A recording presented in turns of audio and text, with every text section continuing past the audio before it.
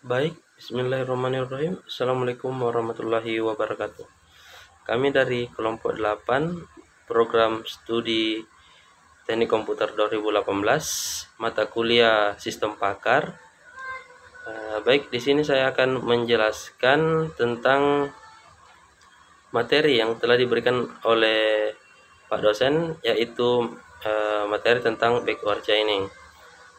Di mana di sini kelompok 8 terdiri dari yang pertama Arneta Soniasya, yang kedua saya sendiri Fajrul Iksan, dan yang ketiga Muhammad Reza Siraj. Namun di sini yang akan menjelaskan cuma dua, saya dengan Muhammad Reza Siraj, dikarenakan teman saya Arneta Soniasya lagi sedang sakit dan beliau sedang dirawat inap di rumah sakit. Baik, di sini saya akan menjelaskan mengenai tentang backward chaining. Baik, kita melangkah ke apa itu backward chaining. Jadi metode backward chaining itu yaitu bisa dikatakan sebagai pelacakan ke belakang yang memulai penalarannya dari kesimpulan yang ingin dicapai. Metode backward chaining ini mencari sekumpulan hipotesis-hipotesis menuju fakta-fakta yang mendukung sekumpulan hipotesis-hipotesis tersebut.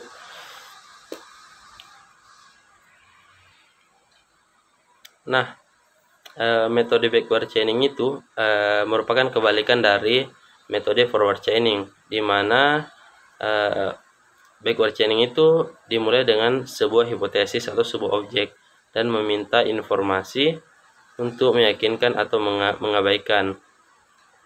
Backward chaining inference engine sering juga disebut sebagai object driven atau goal driven.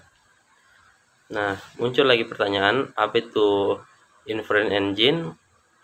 Inference engine itu adalah bagian dari sistem pakar yang mencoba menggunakan informasi yang diberikan untuk menemukan objek yang sesuai.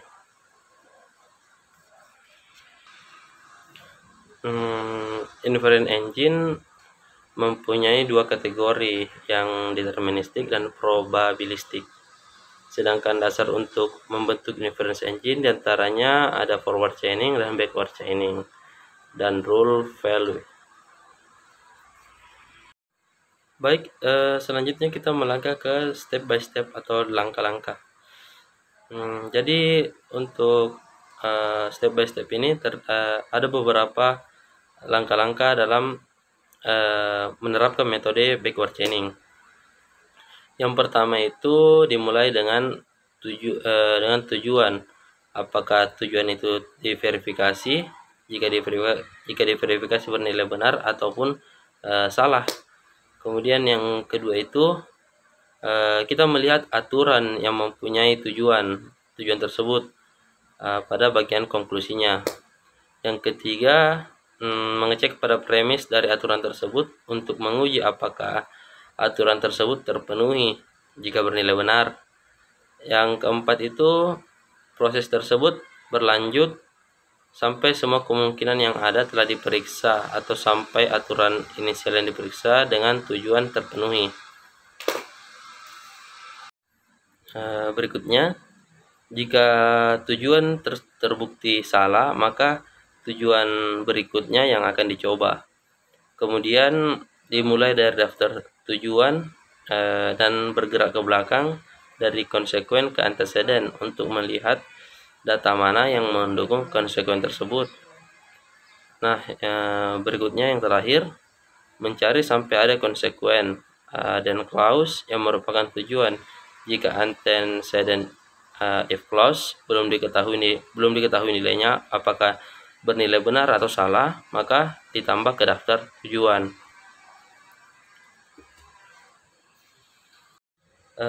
Baik, mungkin hanya itu yang bisa saya sampaikan. Slide selanjutnya akan dijelaskan oleh teman saya Muhammad Reza Siraj. Kepada beliau saya persilahkan. Baik, selanjutnya saya akan melanjutkan materi presentasi dari teman saya. Di sini saya akan mempresentasikan tentang contoh kasus dan cara penyelesaiannya menggunakan metode backward chaining. Contoh kasus yang kami ambil yaitu seseorang yang ingin membeli sebuah handphone tetapi dia bingung untuk memilihnya. Variabel-variabel yang digunakan yaitu variabel A memiliki uang 2 juta, variabel B memiliki uang 4 juta, variabel C memiliki handphone yang kameranya bagus, variabel D memilih handphone yang prosesornya cepat, variabel E membeli merek Samsung, variabel F membeli merek Apple, dan variabel G membeli merek Xiaomi. Adapun fakta yang terdapat dalam kasus di atas, yang pertama itu diasumsikan si pembeli memiliki dua data. Data pertama memiliki uang 2 juta bernilai benar atau true.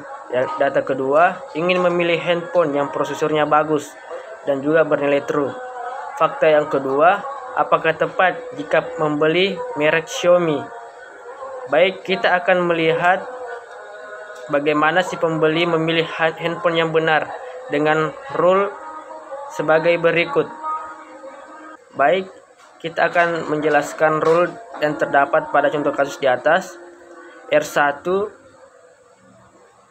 if pembeli memilih uang 2 juta yang ditandai dengan variabel A, and dia ingin membeli handphone yang kameranya bagus ditandai dengan variabel C, dan dia membeli merek Samsung yang ditandai dengan variabel E. Selanjutnya rule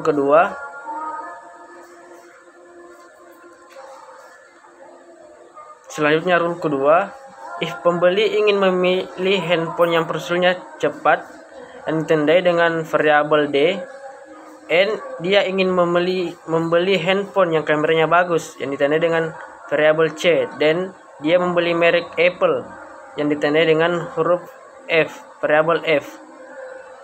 Rule ketiga, if pembeli memiliki uang 4 juta dengan variabel B, and dia ingin memilih handphone yang prosesornya cepat dengan variabel D, dan ia membeli merek Apple dengan variabel F. Rule keempat, if pembeli memiliki uang 4 juta yang ditandai dengan variabel B, dan ia membeli handphone yang kameranya bagus yang ditandai dengan variabel C. Rule kelima, if pembeli ingin memilih handphone yang prosesornya cepat yang ditandai dengan variabel D, dan dia membeli merek Xiaomi yang ditandai dengan variabel G. Ya, jadi kesimpulan yang diambil dari contoh kasus di atas yaitu pembeli memilih HP Xiaomi dengan fakta yang telah ada. Sekian presentasi dari saya, kurang dan lebihnya mohon dimaafkan. Assalamualaikum warahmatullahi wabarakatuh.